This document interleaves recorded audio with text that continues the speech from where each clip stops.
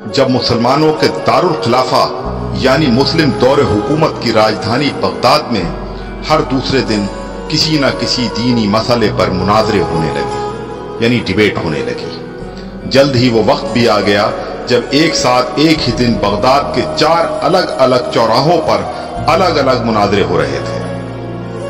पहला मुनाजरा इस बात पर था कि एक वक्त में सुई की नोक पर कितने फरिश्ते बैठ सकते हैं।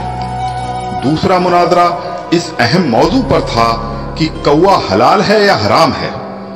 तीसरे मुनाजरे में ये तकरार चल रही थी कि मिसवाक का शरई साइज कितना होना चाहिए। एक ग्रोह का कहना था कि एक बालिश से कम नहीं होनी चाहिए और दूसरे ग्रोह का यह मानना था कि एक बालिश से छोटी मिसवाक भी जायज है।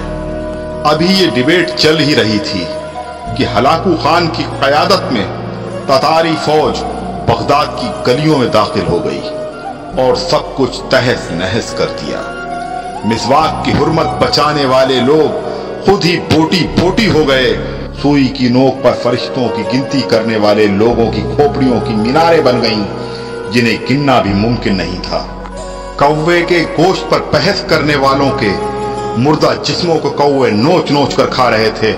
आज हलाकू खान को बगदाद तबाह किए सैकड़ों बरस गुजर चुके हैं, मगर कसम ले लीजिए जो मुसलमानों ने तारीख से रत्ती बराबर भी सबक लिया हो।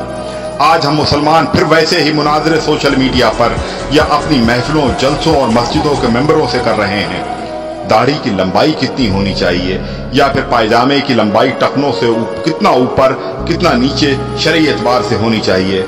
फिरके और मसलक के हमारे झंडा बरदार सिर्फ और सिर्फ अपने अपने फिरकों को जन्नत में ले जाने के दावे कर रहे हैं और दौर हाजिर का हलाकू खान एक एक करके मुस्लिम मुल्कों को नेस्तनाबूद करता हुआ आगे बढ़ रहा है। अफगानिस्तान, लीबिया, इराक के बाद सीरियाई बच्चों की कटी फटी लाशों की गिनती करने वाला कोई नहीं है। बेगुनाहों की खोपड़ियों के मीनार फिर बनाए जा रहे हैं। आदम की नस्ल के नौजवानों, बूढ़े बुजुर्गों की लाशों को कौवे नोच नोच कर खा रहे हैं और हवा की बेटियां अपनी असमत बचाने के लिए उम्मत की चादर का कोना तलाश कर रही हैं। जी हाँ, और हम खामोशी से अपनी बारी आने का इंतजार कर रहे हैं।